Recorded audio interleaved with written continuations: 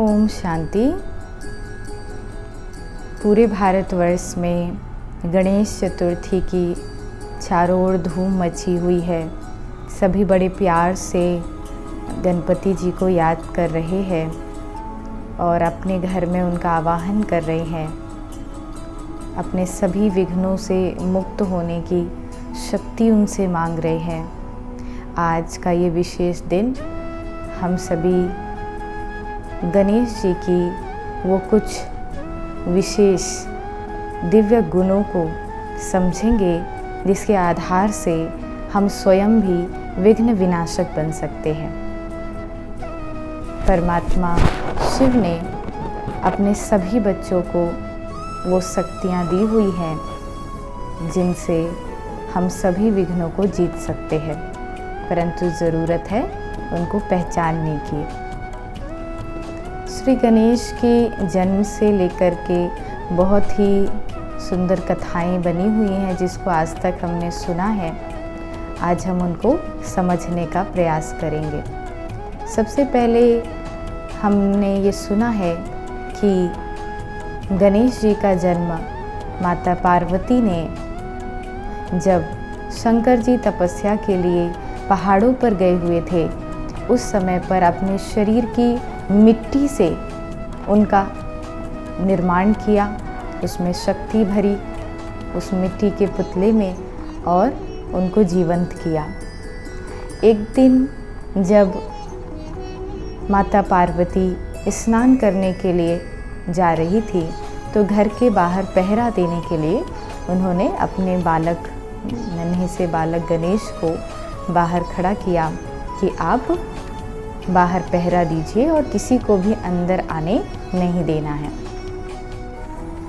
कुछ समय के बाद जब माता चली गई तो उसी दिन अचानक शंकर जी तपस्या करके पहाड़ों से, पर्वतों से लौटे और उनके आने के बाद गणेश जी, क्योंकि उन्हें पहचानते नहीं थे, इसीलिए उन्होंने अंदर जाने से उनको मना किया। कई बार आग्रह करने के बाद भी गणेश जी ने जब उन्हें अंदर आने नहीं दिया, तो शंकर जी ने क्रोधित होकर के गणेश का गला काट दिया। और आगे की कहानी ऐसे होता है कि उनको पुनर्जीवित करने के लिए गणेश जी के सिर पर गज का सिर शिव लगाते हैं और उनको पुनर्जीवित करते हैं। कथा का भावार्थ यदि हम समझें तो हम पाएंगे कि मिट्टी से किस प्रकार से कोई बच्चा बनाया जा सकता है। सोचने वाली बात है कि क्या पार्वती जी के शरीर में इतनी मिट्टी थी जो एक बालक बनाया जा सकता हो। परंतु इसका भावार्थ है कि जब परमात्मा शिव इस धरती पर आते हैं तो हम सभी एक मिट्टी के भान में जीने वाले, मिट्टी की इस दुनिया को ही सच समझने वाले, शरीर के भान में रहने वाले बन जाते हैं। और इस मिट्टी के सिर को काटने से ही आत्मा शक्तिशाली बन सकती है। इसीलिए परमात्मा शिव उस मिट्टी के सिर को हटा करके एक बड़ा ही विशाल गज, बड़ा ही बुद्धिमान प्राणी माना जाता है, इसीलिए गज का सिर दिखाया गया है। चाहते तो शंकर जी वही सिर उनके सिर पे दोबारा लगा सकते थे, परंतु नहीं। कहने का और इसके पीछे आध्यात्मिक रहस्य ये है कि गज एक विवेकवान प्राणी है और परमात्मा शिव हमारे पिता हमको एक दिव्य बुद्धि, विशाल बुद्धि देते हैं। इसीलिए एक बहुत बड़ा सिर गणेश के ऊपर लगाया गया। फिर हम देखते हैं कि गणेश जी की आंखें बहुत छोटी छोटी दिखाई हैं, सिर बहुत बड़ा और आंखें बहुत छोटी छोटी।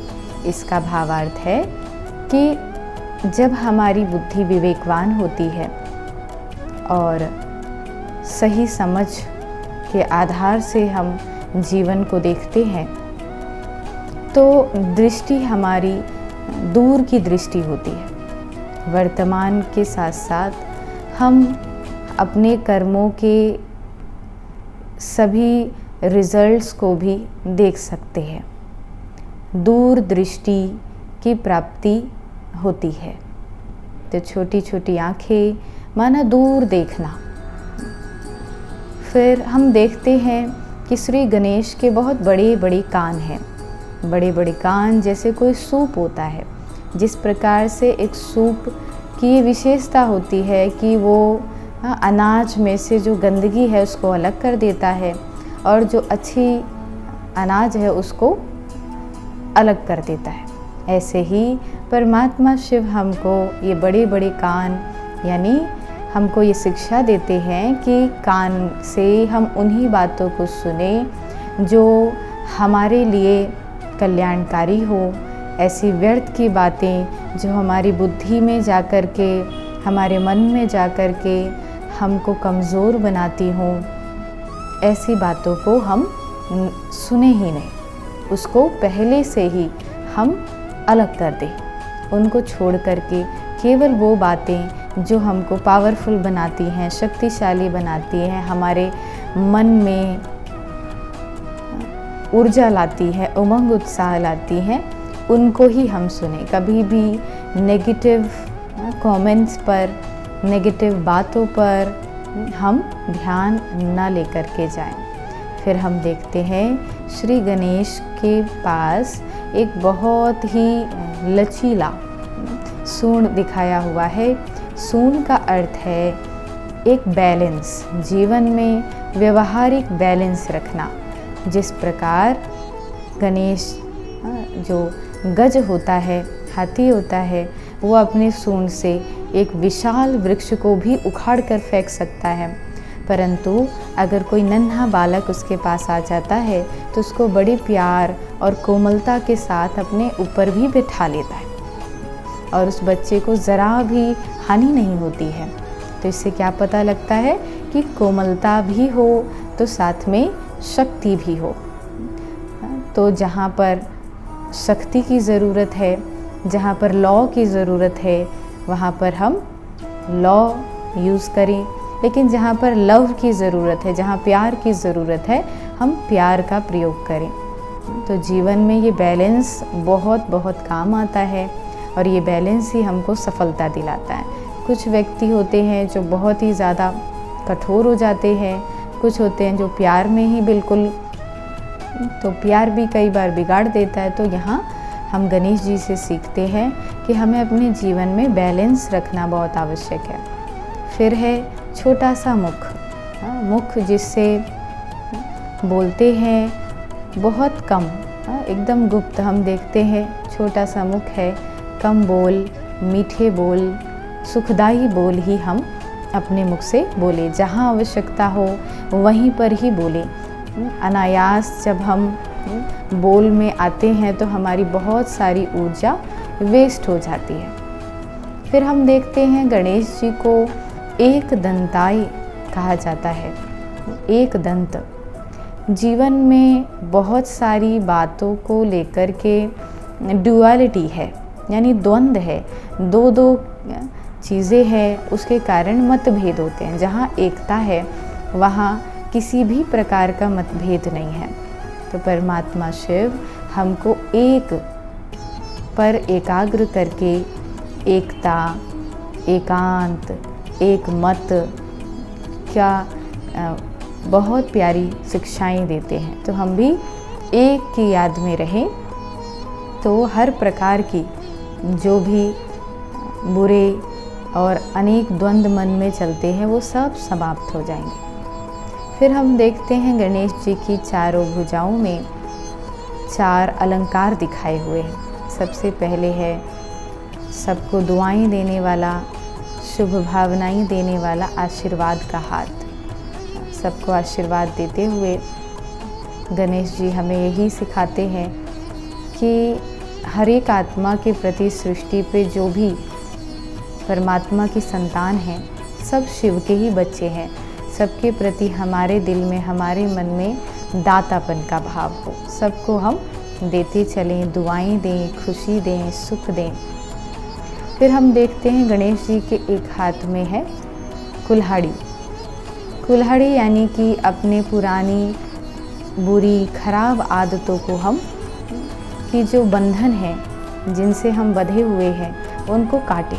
एक नए जीवन की, एक विघ्न विनाशक जीवन की यदि आप शुरुआत करना चाहते हैं तो जीवन में जितने भी पुरानी पकड़ी हुई बातें हैं जो हम अपने दिल में बिठा करके रखते हैं और कहते हैं हम कभी इसको छोड़ेंगे नहीं, कभी हम नहीं भूलेंगे, परंतु परमात्मा कहते हैं यदि आप पुरानेपन से एक नए जीवन का आरंभ करना चाहते हैं तो पुरानी बातों को इस कुल्हाड़ी से काट करके समाप्त कर दें। तीसरे हाथ में दिखाई हुई है रस्सी। शिव परमात्मा हमें सिखाते हैं कि स्नेह ही वो रस्सी है जिसमें हम सब आपस में बंधे हुए हैं। हर एक उनकी ही संतान है, उस परमात्मा की ही संतान है और सब अपने कर्मों अनुसार इस सृष्टि पर अपना भाग्य भोग रहे हैं और बना रहे हैं। इसीलिए हम इस प्रेम की रस्सी को हमेशा अपने साथ बांध के रखें। इसको दूसरे अर्थों में हम समझ सकते हैं कि जीवन में मर्यादाएं, जीवन में कुछ नियम और डिसिप्लिन, ये एक रस्सी के समान है जिससे हमको स्वयं को बांध करके रखना है। जब हम अपने आप को मर्यादाओं की रस्सी में रखते हैं तब जीवन बहुत सुंदर बन जाती है, सुखदायी बन जाती है। फिर हम देखते हैं गणेश जी के चौथे हाथ में है मोदक, या फिर हम देखते हैं लड्डू। लड्डू मिठास का प्रतीक है, लड्डू आपस में एकता का भी प्रतीक है। जैसे बूंदी के जो लड्डू होते हैं उसमें अलग अलग पहले बूंदी बनती है, फिर उसी बूंदी को चाशनी में डाल करके हम लड्डू बनाते हैं। तो इसी तरीके से हम सभी भी हैं अलग अलग, लेकिन जब हम सभी एक हो जाते हैं तो एक बहुत सुंदर, एक बहुत प्यारा परिवार बन जाता है। तो ऐसे ही हम सभी मिठास अपने जीवन में घोल करके रखें, खुद भी मीठे बने, औरों को भी मीठा बनाएं। फिर हम देखते हैं श्री गणेश का एक बहुत ही विशाल पेट दिखाया हुआ है। अब आप देखिए अन्य देवी देवताएं जो हैं वो बिल्कुल सुंदर कंचन काया, उनका शरीर कोई मोटा कोई पतला ऐसा नहीं है, लेकिन गणेश जी को इतना बड़ा पेट क्यों दिखाया है? तो बड़ा पेट का अर्थ है कि वो सबकी बातों को समाते हैं अपने भीतर। शिव की संतान हम सभी बच्चों के पास शक्ति है कि परमात्मा शिव की जो भी हम बातें सुनते हैं उसको भी समाएं, और अन्य भी। परमात्मा कहते हैं कि बातों को, जो बातें सुनाने की नहीं हैं, जो बातें हमें नहीं शेयर करनी चाहिए, उसको हम अपने भीतर समा लें। इसीलिए विशाल पेट दिखाया। आज हम देखते हैं ना कई बार लोग जो जहाँ नहीं बोलना चाहिए वहाँ बोल देते हैं, तो फिर उनको कहा जाता है कि इसके पेट में तो कोई बात पचती ही नहीं है, रुकती ही नहीं है। तो ये विशाल पेट प्रतीक है, एक आध्यात्मिक हमको संदेश देता है कि सब बातों को समा करके रखें, जो ज़रूरत हो बस वही बोले। फिर हम देखते हैं श्री गणेश की सवारी एक छोटा सा मूसक है। गणेश जी इतने विशाल और सवारी मूसक है, छोटा सा चूहा। तो चूहा एक बड़ा ही चतुर जीव है, जो कि हम जानते हैं कि जब भी चूहा काटता है पता नहीं चलता है, बड़ी ही युक्ति से पहले फूंक मारता है, फिर काट लेता है, फिर बाद में जब तकलीफ़ होती है तब पता लगता है। तो ऐसे ही इस प्रकार की जो प्राणी है, जो बड़े ही चतुर है, मायावी है, उस पर भी विजय प्राप्त की हुई है श्री गणेश ने। यानी माया की जितनी भी चतुराइयाँ हैं उसको परमात्मा शिव ने आत्मा को वो शक्ति दी है कि वो उन सब को भी जीत सकती है। तो ऐसे माया रूपी मूषक को भी श्री गणेश ने जीता हुआ है। और फिर हम देखते हैं कि श्री गणेश जी का एक पाँव ऊपर रहता है और एक पाँव नीचे रहता है, जो कि ज़मीन से हल्का सा टच होता है। इससे हमें ये पता लगता है कि हम भले ही इस दुनिया में रहें, दुनिया में कितनी भी हमारा मान हो, सम्मान हो, कितनी भी हमें प्राप्तियां हो, लेकिन इस दुनिया से हम न्यारे होकर के रहे, भले ही संसार में रहें, लेकिन एक डिटैचमेंट का अनुभव सदा करते रहें। सभी प्राप्तियां होते हुए मन में अहंकार पैदा ना होने दें। अंततः एक छोटी सी कहानी है जिसमें हमने सुना है कि श्री गणेश और कार्तिकेय दोनों भाइयों का एक बार एक रेस हुई, जिसमें ये तय होना था कि दोनों में से श्रेष्ठ कौन है। तो कार्तिकेय तो पूरे विश्व का चक्कर लगाने के लिए चले गए, परंतु श्री गणेश ने बड़ी ही समझ के साथ अपने माता पिता का ही चक्कर लगा करके सारे विश्व के चक्कर लगा लिया और विजेता बन करके सभी देवों में प्रथम देव बन गए और प्रथम पूज्य बन गए।